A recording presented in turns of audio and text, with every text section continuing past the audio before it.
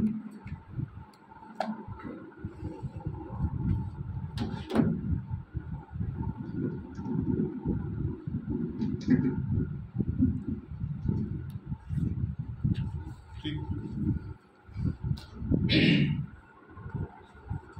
اللہ الرحمن الرحیم الحمد للہ رب العالمین والصلاة والسلام علی اشرف الانبیاء والمرسلین نبینا محمد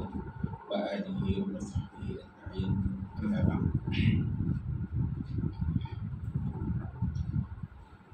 انما المؤمنون الذین اذا ذکر اللہ وجلت قلوبهم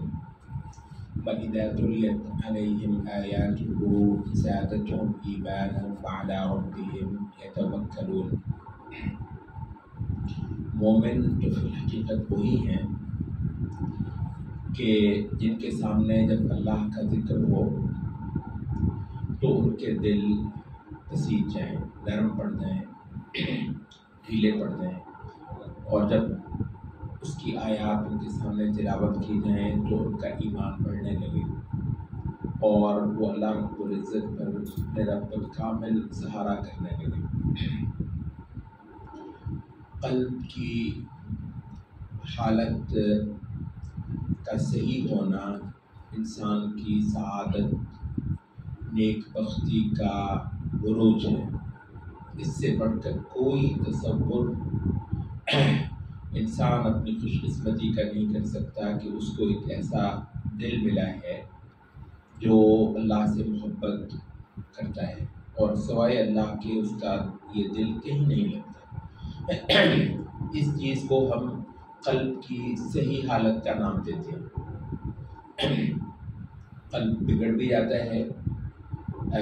لیکن اس کو ہم صحیح قلب نہیں کہتے ہیں۔ تو مؤلف کہتے ہیں کہ بہت جگہوں پہ جب قلب کا ذکر ہوتا ہے کتاب قرآن مجید میں، نبی صلی اللہ علیہ وسلم کی سنت میں، علماء کے کلام میں، تو بہت اوقات قلب سے مراد صحیح قلب ہوتا ہے، قلب سے مراد قلب سلیم ہی ہوتا ہے۔ آپ کو پتہ ہے قلب سلیم یہ ایک بہت بڑا مضمون ہے، اس سلسلے کا ہو سکتا ہے اس سے پہلے بھی ہم نے اس پہ کچھ بات کی ہو تفصیل سے، کسی اور وقت میرا خیال ہے پورا سیشن اس پر کریں گے،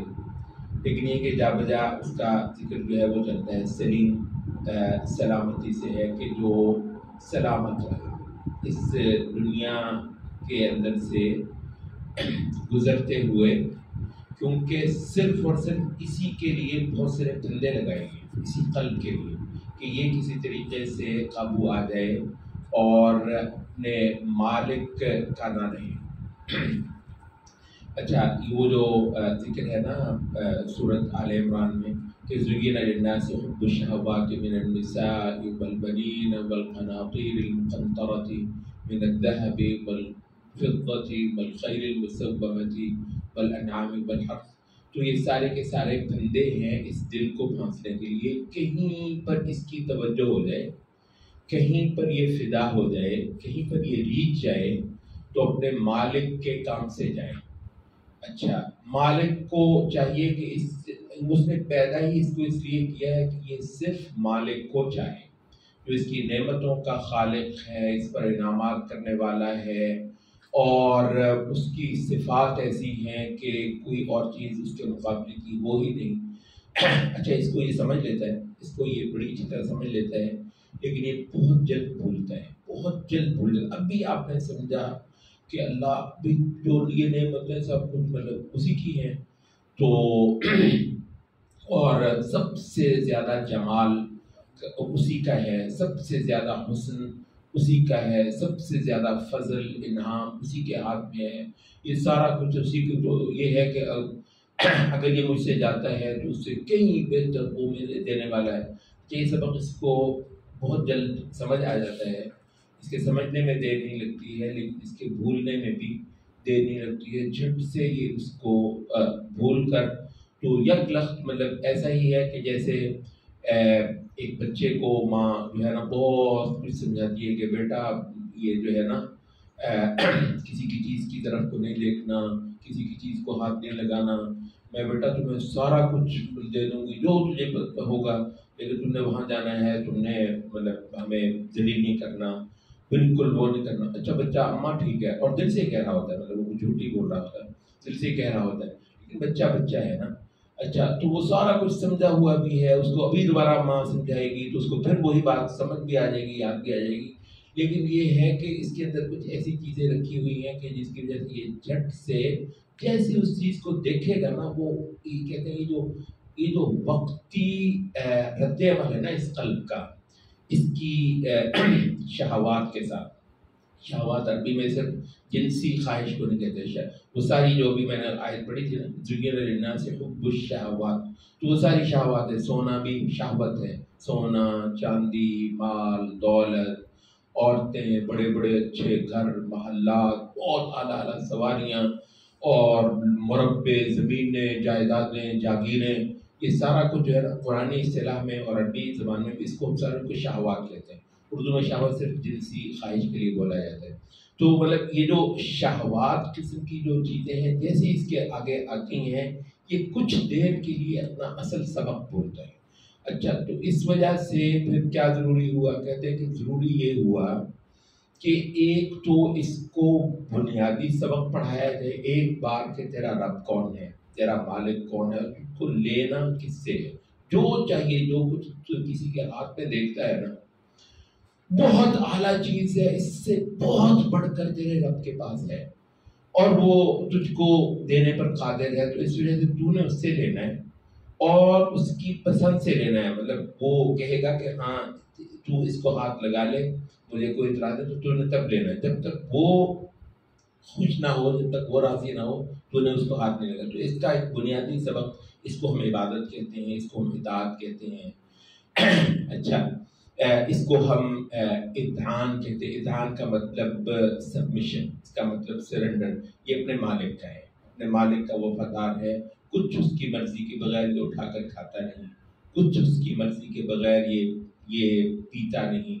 کسی چیز کی طرف دیکھتا نہیں. سبحان اللہ, مسلسل یہ اپنے مالک کی قید میں ہے, مسلسل یہ اپنے مالک کی تحویل میں, پورے جہان میں جائے گا,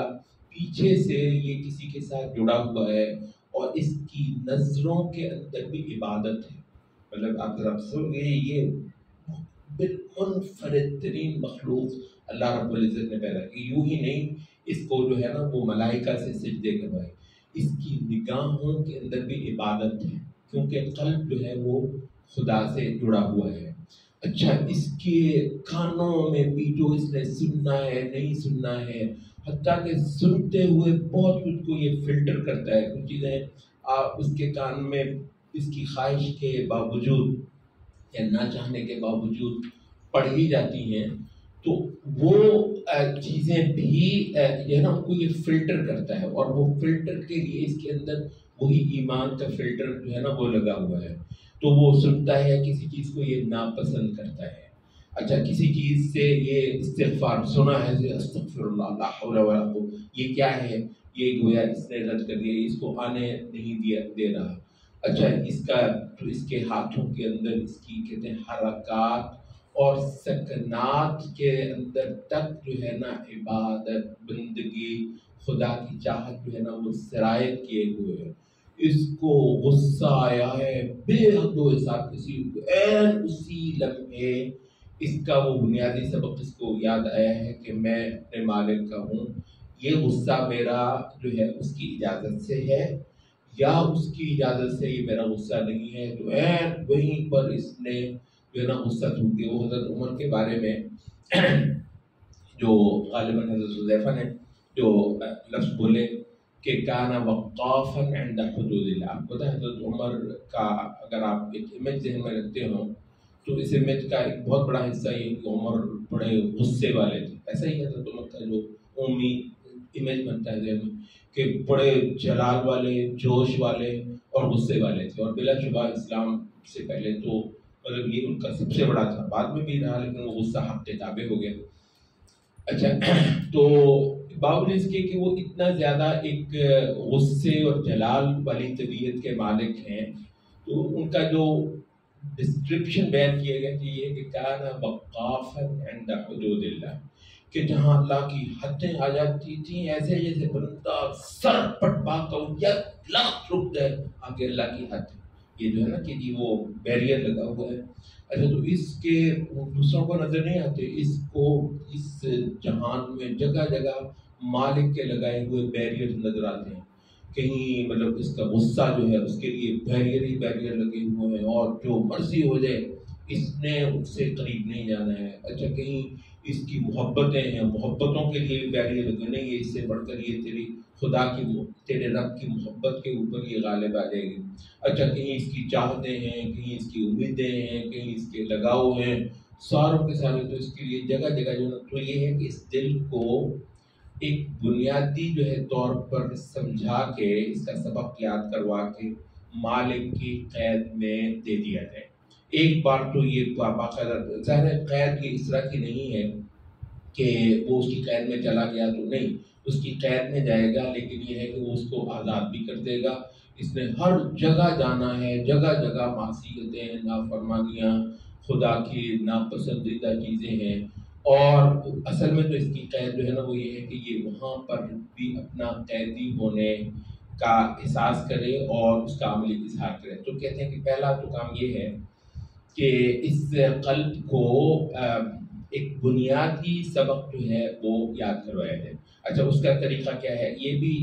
بھی چیز جو ہے انشاءاللہ اس سیریز میں خاصی تفصیل کے ساتھ آگے آئے گی کسی وقت. تو وہ کہتے ہیں کہ اس کا جو ہے نا وہ یہ ہے کہ ہر بندہ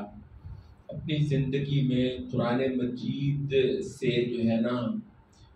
اپنا حصہ لینے میں ایک بہت توجہ کے ساتھ ایک اپنا عمل سرد کرے. سوائے اس کی تو اس دل کو، اس قلب کو مالک کی قید ڈالنے والی کوئی چیز نہیں ہے، کوئی رسی ایسی نہیں ہے سوائے حبل اللہ کی. ٹھیک ہے، وہ جو اللہ کی رسی ہے. اور آپ کو تفاسیر میں یہ ایک واعتصموا بحبل اللہ، تو تفسیر میں کیا کہ حبل اللہ سے مراد قرآن مجید. تین تفسیریں ہوئی ہیں. ایک یہ ہے کہ حبل اللہ سے مراد قرآن مجید ہے، اور کسی نے کہا کہ حبل اللہ سے مراد الجماعہ ہے، مسلمانوں کا دین کے اوپر ایک ہو جانا، یک جو ہے نا ایک مٹھی بن جانا. تو یہ اس کی ایک دوسری تفسیر ہوئی. تو ہر یہ کہ قرآن مجید جو اس قلب کو خدا کی قید میں لانے والی کوئی چیز نہیں ہے سوائے اللہ رب العزت کے کلام کے. اچھا یہ تو مطلب ہم ایک بات آپ کے لیے ذکر کرتے چلیں، ہر بندہ اپنی استطاعت اور اپنی طاقت کے مطابق اس پر انشاءاللہ روزی پلان کر سکتا ہے. اچھا یہ جو ہے نا آپ کوئی ہفتے میں ایک بار دو بار مطلب ماشاءاللہ ہماری اس طرح کی قرآن مجید پڑھنے پڑھانے کی مجلسوں میں آ جاتے ہیں. جمعہ وغیرہ بھی ظاہر ہے کسی نہ کسی حد تک اگر کسی اچھی جگہ پر آپ پڑھ رہے ہو جہاں واقعتاً جو زندگی کا بنیادی مقصد ہے اس کا ایک بار کم از کم اعادہ ہو جائے. اور بہت کم مسجدیں ایسی ہوں گی جہاں بنیادی زندگی کے مقصد کا ایک بار ریویژن آپ کو کروا دی جائے اور پورے ہفتے کے لیے آپ کا کام ہو جائے. تو اچھا خیر بار رکھتے رہے، اللہ کرے آپ مطلب ایسا کرتے ہو. کوئی تھوڑا بہت یہ ہفتے میں ایک آدھ کسی درس میں بیٹھ لیے، کچھ جمعہ وغیرہ آپ نے پڑھ لیا، چھوٹا موٹا اور کر لیا. آپ اللہ کا شکر ہے ایک اور چیز اللہ نے دی ہے، وہ اس کا بہت زیادہ استعمال تو اللہ نے میرے شیطانی کاموں کے لیے ہو رہا ہے، لیکن قسمت والے اس کا اچھا استعمال بھی کرتے ہیں. یہی ریکارڈنگ یہ جو ہے چیزیں لگائی ہوئی، اچھا اس کو بھی سن کر جو ہے نا آپ اپنے مقصد کو پھر تازہ کر لیتے ہیں. کیونکہ ہم نے کہا کہ یہ ایسا ہے ایک لمحے میں بھولتا ہے، ایک لمحے میں بھولتا ہے. تو اچھا لیکن اس کو آپ کیا کہیں گے، یہ جو آپ کرتے ہیں کہتے ہیں یہ ہے یاد دہانی. یہ اس چیز کا نام یہ جو ہے نا، اچھا وہ کیا ہے، کہتے ہیں پہلے آپ اس کو اصل قید ڈالیں، پھر جو ہے نا اس قید کی یاد دہانی کے اعمال ہیں. ایک بار تو آپ کہتے ہیں جسے کہتے ہیں نا کٹ کے لگائیں قرآن مجید پہ، اور مطلب پکڑ لیں کوئی مطلب ایک سپارہ، دو سپارے، تین سپارے. اچھا یہ مطلب ایک ہمارا موضوع سے ہٹ نہ جائے بات. بالعموم یہ تھا نا کہ پورے قرآن مجید وغیرہ کا جو ترجمہ وغیرہ تفسیر وغیرہ پڑھتے چلاتے ہیں، مطلب یہ ٹھیک ہے، بالعموم ہم نے دیکھا ہے کہ اس کے اندر سطحیت بہت ہوتی ہے، سرسری پنسا سطحیت جو ہے نا وہ ہوتی ہے، بس اسکریچ صحیح کر رہے ہوتے ہیں، ڈیپتھ میں بالعموم نہیں جاتے۔ اچھا، بالعموم ہمارے قرآنوں کا طریقہ یہ ہوتا تھا کہ کوئی ایک یا دو یا تین صورتیں بہت مطلب گہرائی میں جا کر سمجھتے تھے، کیونکہ قرآن مجید کے بارے میں اللہ رب العزت نے خود بھی کہا ہے کہ کتاباً متشابہاً، یہ ساری کتاب جو ہے نا ملتی جلتی ہے۔ قرآن مجید کی کچھ صورتوں کو بھی آپ نے بہت توجہ کے ساتھ، اچھا ان دنوں میں تو یوں کریں کہ وہ چلتے ہوئے بھی پھرتے ہوئے بھی جو آپ نے 1 گھنٹہ 2 گھنٹے لگائے تھے اسی کے بارے میں سوچتے رہیں، کوشش یہ کریں کہ انہی صورتوں کو آپ ان دنوں میں نمازوں کے اندر بھی پڑھ رہے ہوں، خاص طور پر نفلی نمازیں ہیں۔ ہم نے بہت بار کہا کوئی حرج نہیں، قرآن مجید پکڑ لیں، لمبی نماز پڑھنے کا جو ایک لطف ہے اور طبیعت پر جو اثر ہے یہ جو ہے نا، اور کہتے ہیں کہ سورۃ مزمل میں بھی اللہ رب العزت نے اس کی طرف کو اشارہ کیا ہے کہ اِنَّا سَنُلْقِي عَلَيْكَ قَوْلًا ثَقِيلًا، کہ بہت بھاری جو ہے نا قول ہم جو پر کے نازل کرنے والے ہیں۔ إِنَّ نَاشِئَةَ اللَّيْلِ هِيَ أَشَدُّ وَطْئًا وَأَقْوَمُ قِيلًا، مگر یہ ہے کہ راتوں کی لمبی نماز جو ہے نا یہ صحیح طریقے سے بنیاد ڈال دے گی۔ وقت کہتے ہیں مطلب ایک پنجابی میں جسے آپ چتلنا کہتے ہیں نا، یہ نفس کو چتل دے گا، مطلب نفس کو جو ہے نا بالکل مسل دے گا، اور وہ جو اسلام کے تابع کرنے والا ہے نا، رب کے تابع کرنے والا جو عمل ہے وہ ہو جائے گا۔ اچھا، نبی صلی اللہ علیہ وسلم کا کہ یہ اشد وطئا، تو یہ جو لمبی نماز ہے نا، لمبی نماز مطلب کم از کم بھی قرآن مجید کے جو ہے نا 2 3 4 صفحے ہو سکے تو اس سے بھی زیادہ لمبی نماز، جو ویسے تو مطلب دیکھیں کیا کچھ نہیں کرتے آپ دنیا میں، کوئی بڑی بات ہے کہ آپ کو کم از کم بھی لمبی نماز پڑھنے کی خاطر ایک دو پارے تو اچھے حفظ ہوں، کوئی مطلب کوئی لمبی کوئی صورتیں، مطلب سورۃ الکہف، سورۃ الاسراء، سورۃ یاسین وغیرہ وغیرہ، کچھ اور مقامات کہیں ایک ہی جگہ سے یا الگ الگ کچھ صورتیں کچھ پارے حفظ ہوں، اور آپ جو ہے نا وہ لمبی نماز کے لطف سے جو ہے نا وہ محروم نہ ہو۔ اب یہ ہے کہ جی وہ بس 3 4 آیتوں پر مشتمل صورت ہے، 3 قل هو اللہ احد، تو 2 3 آپ نے چھوٹی چھوٹی پڑھی ہیں، اور حتیٰ کہ رمضان میں بھی جو لیالی احیاء ہوتی ہیں، راتیں جاگنے والی، اچھا اس میں بھی کیونکہ آپ کو آتی ہی کوئی 1 2 چھوٹی چھوٹی صورتیں تو دھڑا دھڑ نفل پڑھے جاتے ہیں، 150 200 500 نفل پڑھ لیتے ہیں، لیکن یہ ہے کہ وہ جو جس طرح کی رات کی نماز کا جو ایک سہانا پن ہے، تو وہ لمبا ڈوبتے چلے جانا قرآن مجید میں، سمندر میں تیرتے ہی چلے جانا، متزن رہنا لمبے اس میں،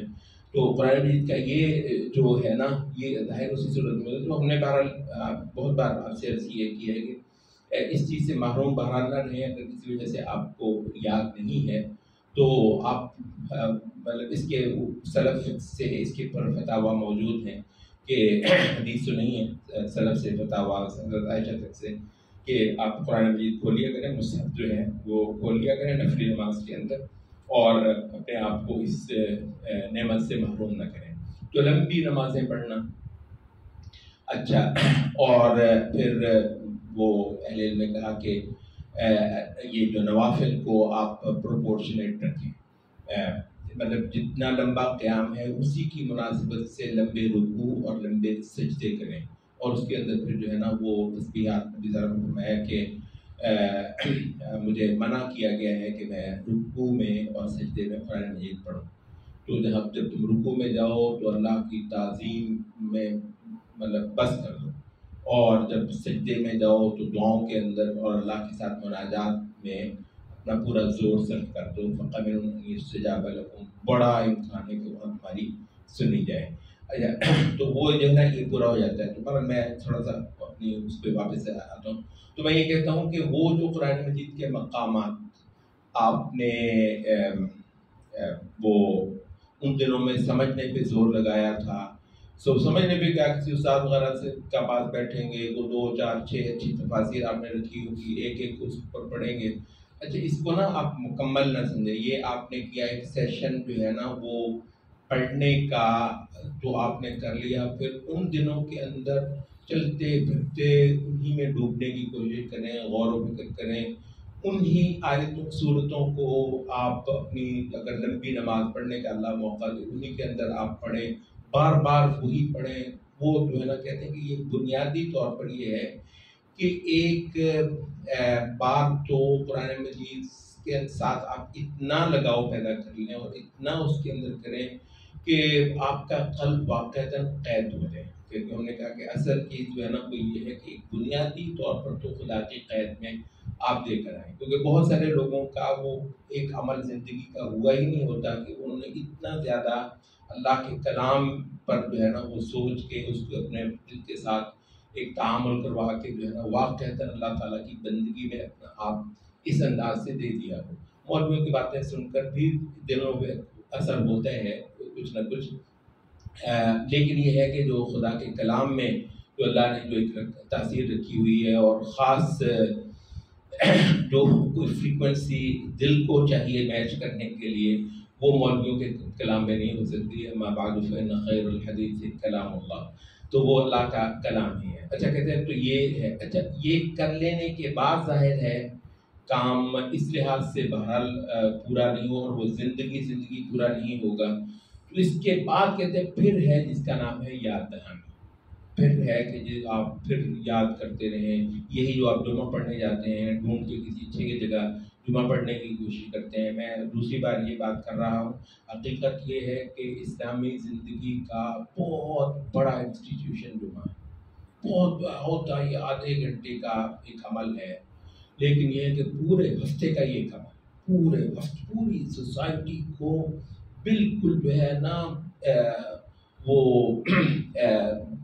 اس کو نا بالکل اس کی تجدید کر دیتا ہے۔ یہ موٹر سائیکل وغیرہ کی کیا کہتے ہیں اس کا ٹیوننگ جو ہے نا، ہاں ٹیوننگ، آپ جو ہے نا وہ پورے مطلب فرد کی بھی اور پورے معاشرے اور ماحول کی ایک ٹیوننگ ہو جاتی ہے پورے ہفتے کے لیے، اور کوئی وجہ ہے سبحان اللہ کہ نبی صلی اللہ علیہ وسلم نے جو ہے نا وہ کہا کہ قیامت کے روز جنت کے اندر جنتیوں کو اللہ رب العزت کے ساتھ ملاقات جو ہے نا وہ جمعے کے دن کرائی ہے۔ ہر جمعے کو ان کا جمعہ ہوتا ہی جو ہے نا میلہ، جمعے کا مطلب اکٹھ ملنا، اچھا تو ان کا میلہ ان کے پروردگار کے ساتھ ہوا کرے گا، حتیٰ کہ بعد میں یہ تک آیا کہ اس میں جگہ پانے کے معاملے میں جتنا کوئی جمعے میں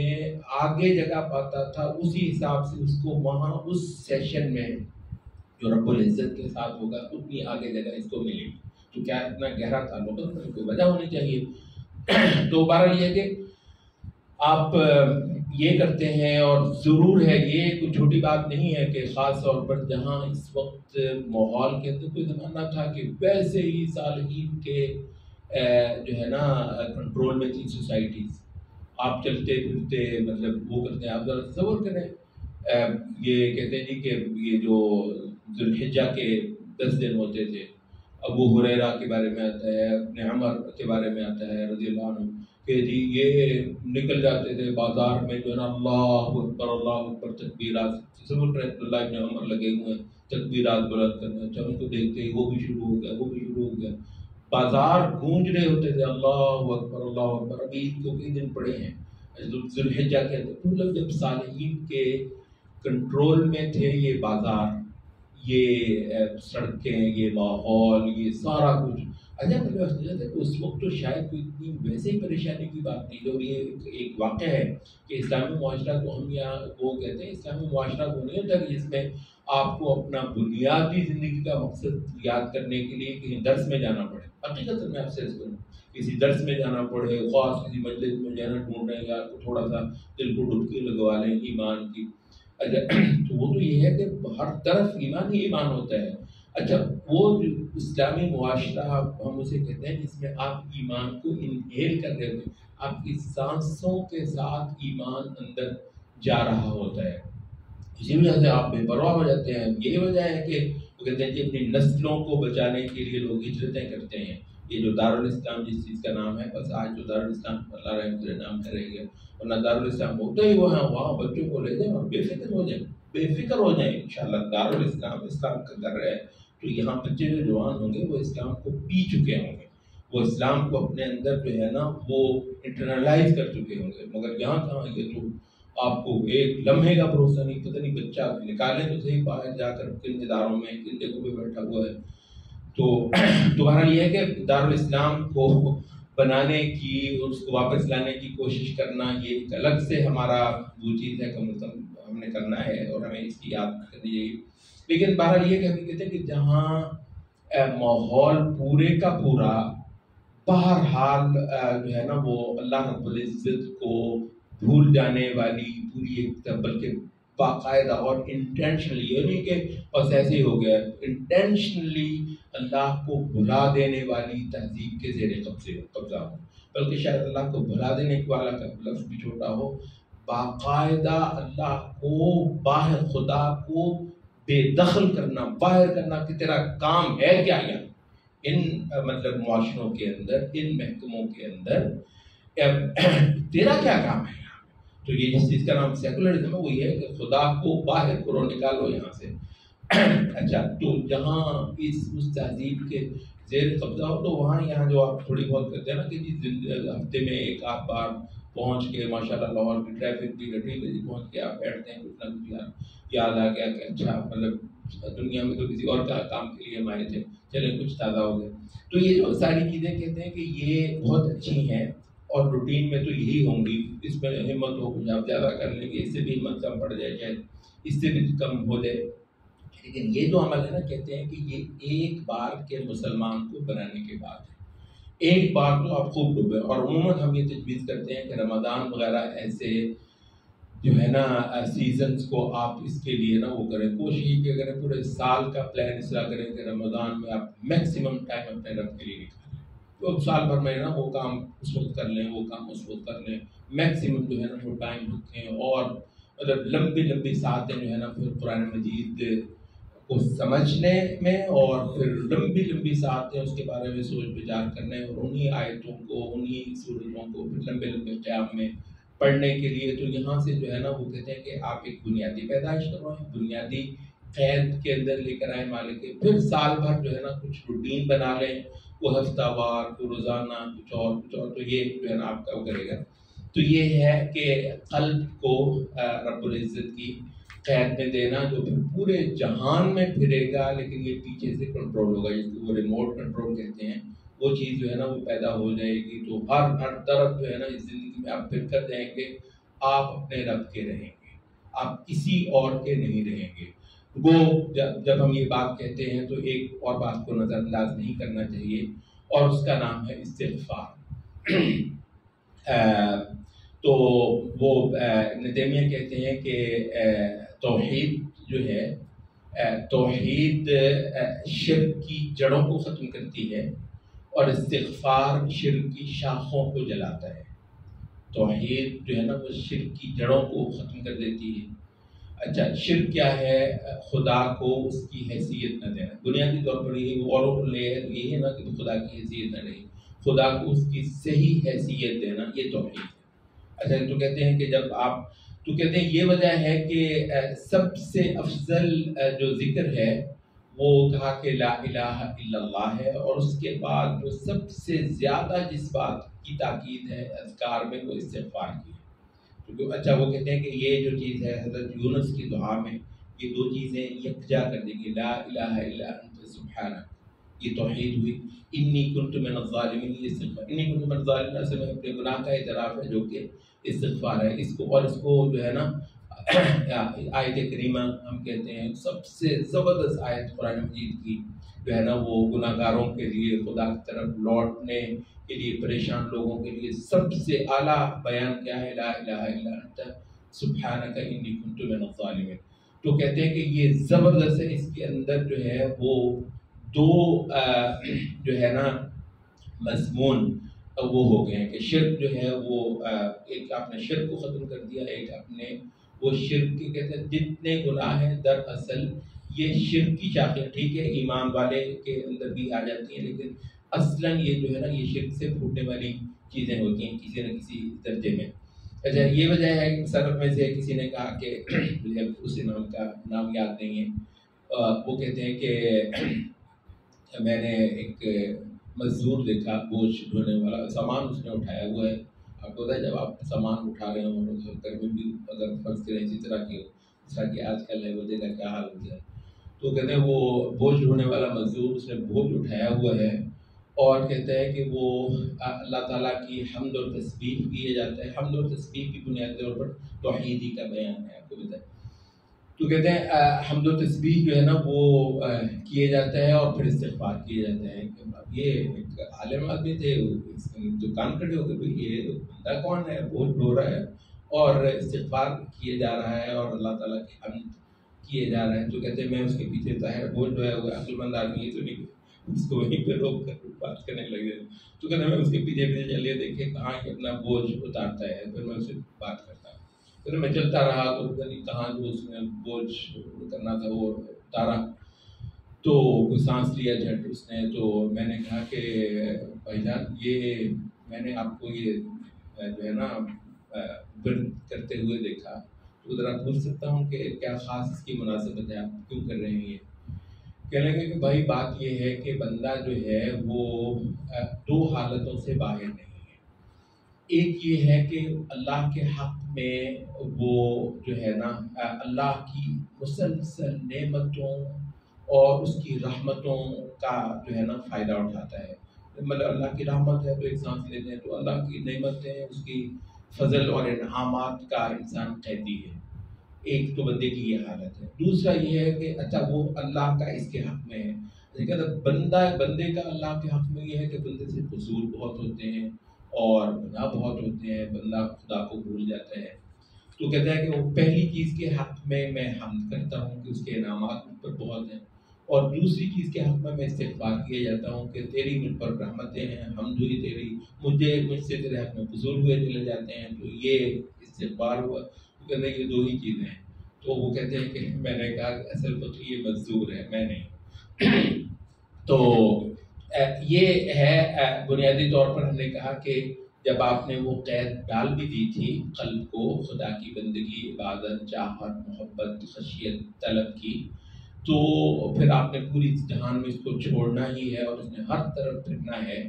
اور اصل امتحان یہ ہے کہ اپنی اس قید کو اپنے اوپر مسلسل طاری رکھے. لیکن یہ کہ یہ آپ نہیں تصور کریں گے کہ اس نے کسی ایک پل کے لیے بھی غافل نہیں ہونا. غافل ہونا اور بھول جانا انسان کی سرشت میں ہے. تو مطلب یہ نہ ہوتا تو ہمارا باپ جو ہے وہ جنت میں جنت کی نعمتیں کھا رہا ہے، ٹھیک ہے، تو وہ بھولتا نہ. تو اللہ تعالیٰ نے کہا بھی کہ اللہ آدم جو ہے نا وہ بھول گیا. تو یہ جو نسیان ہے بھول جانا اور ذہن سے یہ نکل جانا کہ میرا رب کون ہے، میرا مالک کون ہے، میں کس کا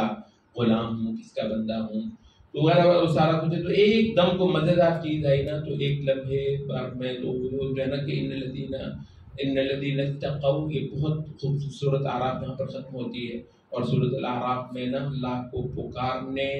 کے بڑے خوبصورت مضامین ہیں. ادعوا ربکم تضرعا وخفیا ادعوا ربکم خوفا وطمعا، یہ سورۃ الاعراف میں مضامین گزرے. ذہن اس کے آخر میں جو ہے نا ایک آیت آتی ہے کہ ان الذین اتقوا اذا مسهم طائف من الشیطان تذکروا. وہ جو متقی لوگ بھی ہوتے ہیں نا ان کو بھی کوئی ایک پل بھر کے لیے شیطان کا مس لگتا ہے. اذا اتقوا ان الذین اتقوا اذا مسهم طائف کہتے ہیں کہ ایسے چلتی پھرتی چیز جو ہے نا آپ کو چھو کر چلی جائے، لگے ہو جاتا ہے، وہ کچھ سیکنڈ کا ہو کچھ منٹ کا ہو تاکہ بعض اوقات اللہ معاف کرے کچھ گھنٹوں کا ہو. تو یہ جو صالحین بھی ہوتے ہیں مت سمجھیے گا کسی دن انہوں نے فرشتے بن جانا ہے، فرشتے نہ بنائے ہیں نہ انہوں نے بننا ہے. مطلب یہ ایسے عمل سے ان کو بھی گزرنا ہے. اچھا تو اس میں یہ آتا ہے کہ تذکروا، یک لخت ان کی آنکھ کھلتی ہے، یک لخت وہ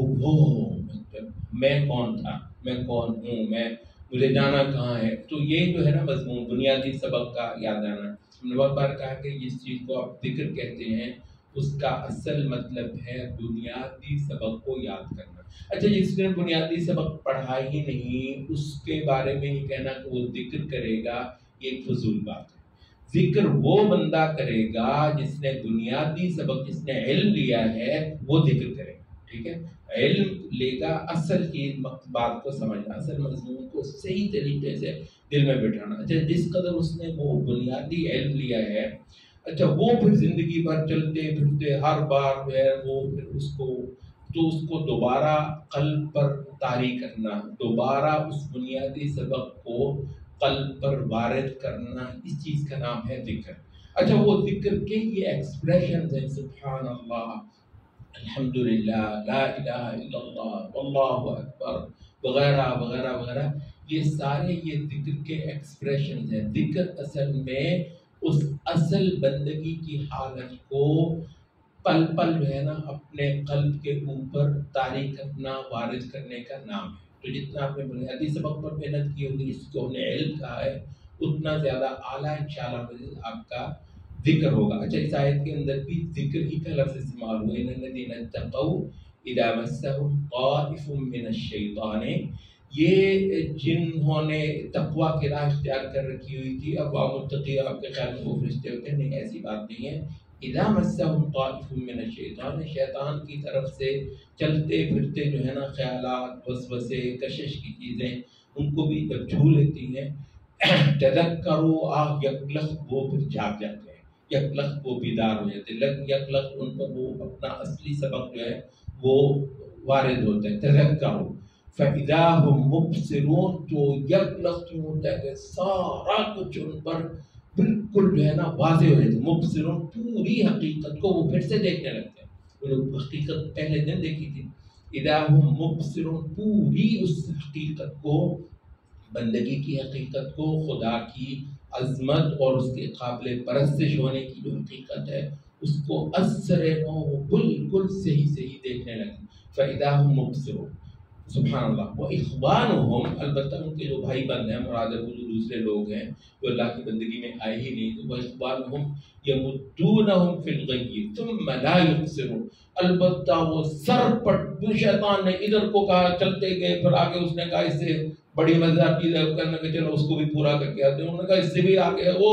چلتے وہ چلے ہی جا رہے۔ اخوانہم یمدونہم فی الغی، وہ جو گمراہی سرکشی کی راہ ہے، آگے سے آگے وہ چلتے ہی جاتے، ثم لا یقصرون، وہ پھر کمی نہیں کرتے۔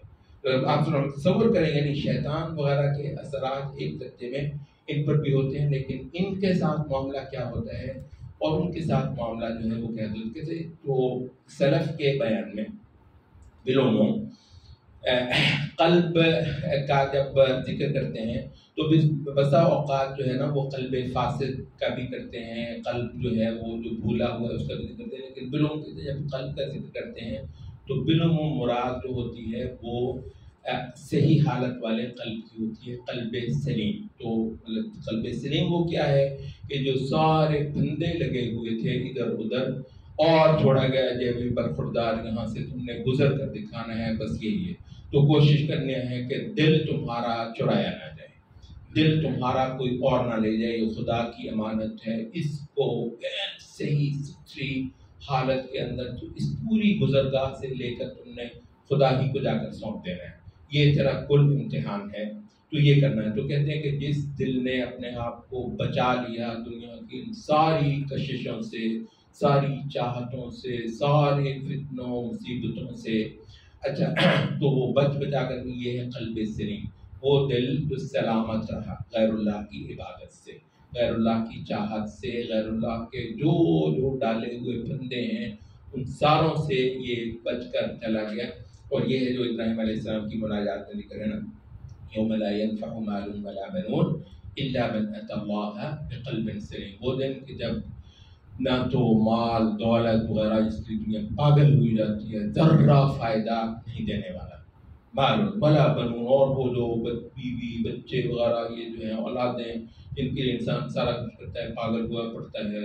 اجل تو یہ بھی کچھ فائدہ نہیں دینے والے، الا من اتى الله بقلب سلیم، سوائے وہ شخص جو اللہ کے پاس آیا ہے قلب سلیم لے کر، صاف ستھرا صحیح سلامت جو ہے وہ دل وہ لے آیا۔ البتہ اس کے بارے میں آ رہے ہیں قیامت کے دن۔ اچھا تو وہ یہی کہتے ہیں کہ یہ ہے آپ کے اندر جو اللہ رب العزت نے ایک ایسی چیز رکھی ہوئی ہے، اس کی قدر کریں۔ آپ یہ جان لیں کہ آپ کا سارا کچھ اس سے ہی وابستہ ہے، ہوگی جتنی محنت کوشش آپ کرتے ہیں دین کو پڑھنے سمجھنے کے لیے، تو دراصل یہ ہے کہ آپ اس چیز کو بچا کر اور اس کو صحیح اچھی سے اچھی حالت میں کر کے لے جانے کی آپ محنت کرتے ہیں۔ سبحان اللہ۔